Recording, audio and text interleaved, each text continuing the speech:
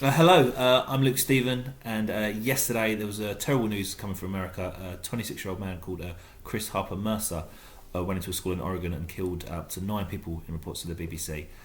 President Obama gave a very moving speech on this today, so let's listen to that. We've endured too many of these tragedies in the past few years. And each time I learn the news, I react not as a president, but as anybody else would. Oh no, sorry, no, that wasn't from the speech today. That was from the speech they gave at the terrible Sandy Hook massacre when little tiny children were killed. Sorry, but they all seem the same. This is the one he did today. This is the actual one that he did today. But I don't need to be constrained about the emotions that tragedies like this raise. I've had to make statements like this too many times. Communities like this have had to endure tragedies like this too many times.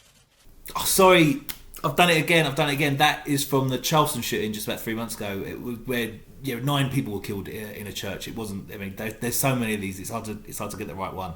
This is the actual speech that he gave today. I mean, everyone think they have a problem or something, but this is the one he gave today. We are the only advanced country on earth that sees these kinds of mass shootings every few months. Now, you would think with 3 tragedies like this, all being very similar mass shootings, you would think that gun control has to be brought into America now. Well, you'd be wrong. This is a very unbiased report that I saw on Fox News with Megyn Kelly and an author of the book Hands Off My Gun, Dana Leash. So let's see where this conversation goes. That was President Obama in the White House briefing room just hours after a gunman opened fire at an Oregon community college. The president conceding that we do not yet know the gunman's motives or how he got his hands on those weapons. But Mr. Obama insisting that this is yet another tragic reason for new gun control laws. Well, he's right, isn't this definitely another tragic reason for why gun control laws should be brought in? And all this, we don't know where he got the guns from. I'll tell you where he got them from. The shop. Not even a gun shop, just the shop. Dana Lash is the host of Dana on the Blaze TV and the author of Hands Off My Gun. We have no idea how he got those guns. The shop. He got them from the shop. None. No idea. He could have stolen them from a law enforcement officer, for all we know, who had the guns legally, or somebody else who had them legally. There is no way in a million years he stole the guns from a policeman. Why would you steal guns from a policeman? You can just buy the guns from the shop. I mean, just steal from the shop, if anything. It's just easier. Just do that. And yet the president already out there saying this is about tightening the restrictions, Dana. Yeah, it's mystifying to me, Megyn, that he can be making these proclamations when we know hardly anything. We know about the fatalities, we know about the injured, but we know nothing about this individual. We don't know the motivation. Okay, right, hypothetically, let's say we know the individual and we know the motivation. So let's say, okay, he's schizophrenic and his motivation was he was told to do it in his sleep, otherwise the world was going to blow up. What's the big difference? I don't understand why you need to know those things. You need gun control to stop these things from happening. Not what point are you making? Aside from, according to a number of witnesses, he had stated, what is your religion before carrying out this tragedy? And our thoughts and prayers, by the way, I pray for the people of Roseburg and of UCC. And it was incredibly disappointing to see the president, at a time when he should have been holding the country together, make such statements when there's no basis for this. Let me ask you. Let's. Oh yeah, that's right. That's the disappointing part about this story. The fact that the president's speaking, not that it's the 45th school shooting. That bit's just fine. Let's get specific, because one of the claims he made was about how when you have more gun control laws, you have fewer shootings. Let's listen to what the president said. We know that states with the most gun laws tend to have the fewest gun deaths.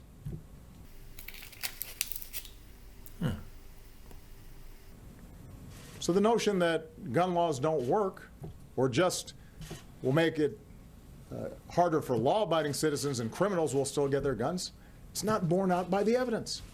Now, you're a Second Amendment supporter, and Right. you've literally written a book on this. Is that? Oh my god, that's amazing! Like you've literally written a book. Like you've not done it metaphorically. Oh, that's incredible. I mean, how about the problem of people literally shooting each other? Here's the other Exactly. question. He said that other countries have eliminated mass shootings, all but eliminated, thanks to tighter gun control laws. Listen here.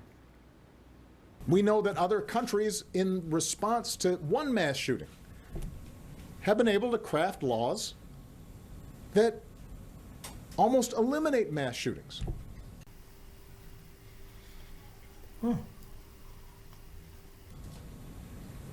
Friends of ours, allies of ours, Great Britain, Australia, countries like ours.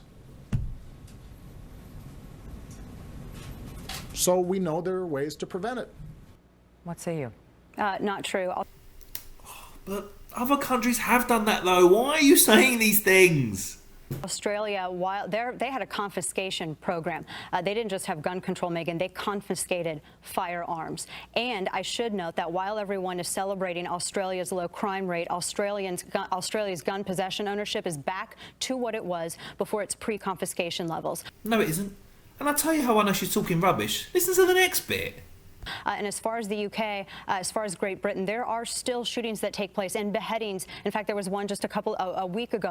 Who got their head cut off last week? No one did last week. That's not true. That didn't happen. Things come out in the UK, right? We've learned this week that the Prime Minister stuck his cock in a pig's mouth. We'd know if someone got their head chopped off this week. We'd know. And to discuss the gun homicide rate, Brazil, Mexico, other countries like Honduras. Honduras! They have different laws, stronger laws than ours, and they see a higher homicide rate. Honduras has fewer guns, 8 per 100 people, So and what's yet the they have the bottom line? highest murder rate in the Bottom line it for world. us. Yes. Sorry? What's the... Jesus Christ, you're not even paying attention to a conversation you're having right now. Like, I very much doubt you're aware of what's going on in other parts of the world. But actually, I feel this has been quite a biased piece for me, so let's hear what JFK's got to say on this issue. Oh no, we can't. Do you know why? It's got a shot in the fucking head. I mean, we could always ask Martin Luther King. Oh no, that's right, we can't. Do you know why? It's got a shot in the fucking head. I mean, actually, I think John Lennon wrote a really good song on this. Let's hear what he's got to say about it. Oh no, he didn't write the song. And do you know why? Because he got shot in the fucking head. Anyway, you get my point. I mean, I think that's kind of it for me on this issue now, but just want to say one final thing. Just remember, guns don't kill people. I mean, but they do. I mean, they definitely do. They're like killing loads all the time.